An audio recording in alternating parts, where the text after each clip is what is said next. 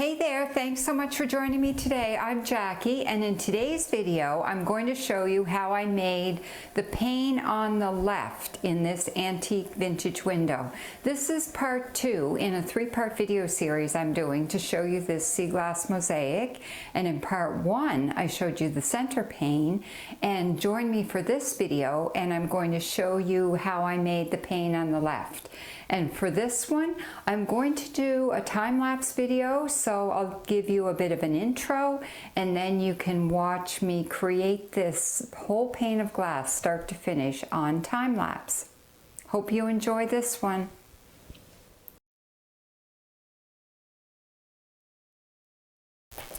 So here I am to do my second pane of glass in this 3-paned window, and I have to make sure before I get started that my window is nice and clean, the glass is clean, because when you work on a piece like this, I always do it laying on the table, so it gets fairly dusty by the time I get things worked on. So I've got things all cleaned up here before I get going. Now, for the 3 panes of glass, I want them to be different from one another, but consistent and tied together. So I want a main flower in each pane of glass, and I have this really special flower center. So I want to have the flower centers in the other 2 panes of glass similar. So what I did was I took roundish rocks, put a piece of green sea glass, and then a blue rock on top, and just glued them together.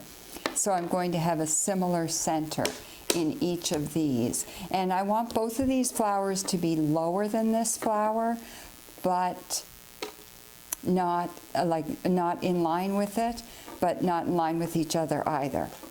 So I'm going to put this one down about here. I want the bigger one over here, and this one there. And again, I want this centered.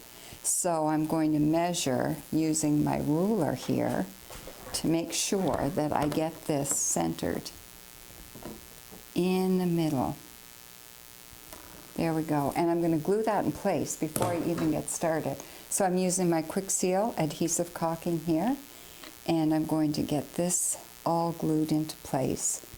Whoops, I did that after I took my ruler away.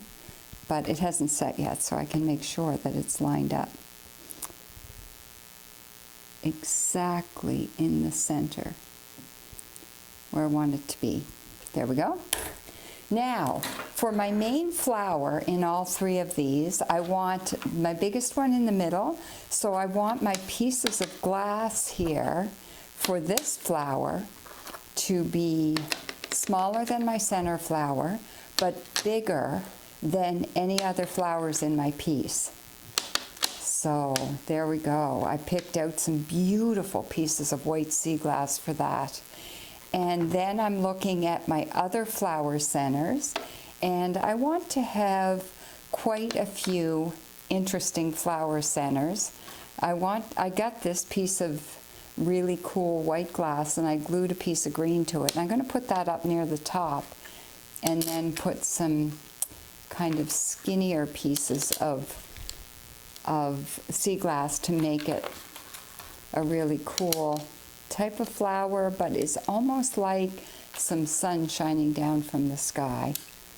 I need to get a few more pieces for this one. So I'll find some good pieces for that.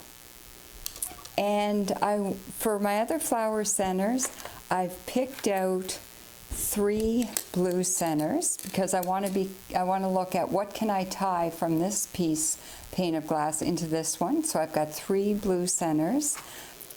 So I've got 3 of these purple shells, and in my last video I couldn't remember what you call these, but I got an answer on that. They're called wampums. They come from quahog shells, and they are something that the indigenous people used to use a lot for jewelry, so that was kind of cool. And I'm going to take 3 of my reddish type of, I think I'm just going to set these on here, and then I can pull them up as I want them. 3 of my reddish shells, 3 of my whitish shells, 3 of my caramel colored shells. So I've got all these centers ready to go. And I thought about what I want to put down at the bottom. I have another one of these beautiful Nova Scotia rocks that I wanted to put in. And I've got some really cool rocks that I've collected on my walks in PEI, because that's where I do most of my beach walking. And this is a cool crystal. This one came from Nova Scotia Beach as well. And here's a piece of that petrified wood. I thought I want to put a piece of that in. So I want this bottom to look somewhat different than the other bottom. Different yet consistent. It still kind of ties in. The other thing, I want to be careful that I start my stem of my main flower, because in this one I had a stem coming up from the bottom. The other stems come up from the rocks, but the one main stem comes up from the bottom.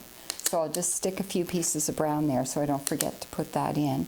And I've got a couple of shells, some of my favorite beach shells, and a few more PEI rocks. And I've got another rock with a hole in it. This is a really cool hagstone. Rocks with holes in it are a symbol of good luck. Another little white shell that I think I'll put in there on the bottom. Now, I want to also look at what can tie this together. Over here I have 3 aqua-colored flowers, so I'm going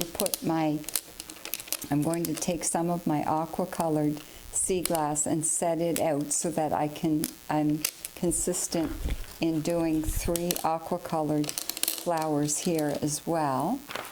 I can just set all this stuff onto my glass and then arrange it. And I also want 3 green flowers. So I've got some of my green here as well. And I'll just set those out, and then I will work at fitting them all together in nicely. And all of these pieces of sea glass are smaller than the sea glass for my main flower, but still I'm going to try and vary between medium-sized pieces of sea glass and small pieces of sea glass. So I've got those out here. And I'm just going to work away at this.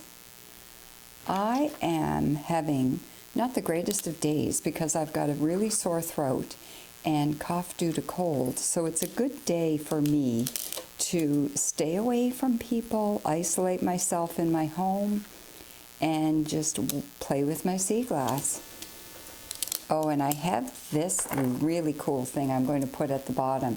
This is like a tiny little pottery jar bottom, and I'm going to put a little pebble in that, and I'm going to put that right at the bottom of my piece here.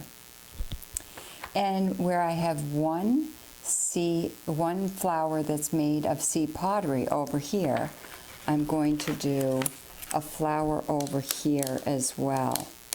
There I only have half the flower, but in this side I'm going to do a full sea pottery flower. So I picked out some of my petal-like looking pieces of sea pottery. Only one on this side. So the other thing that I want to do is add a bit of greenery to the bottom. Now over here I had a few little leaves on the main stem and some bigger leaves in the bottom, just to add a bit of color and add a bit of greenery. So I picked out some of my green pieces for that purpose, and I'll just have them lying here, and then I'll fit them in as I put it together.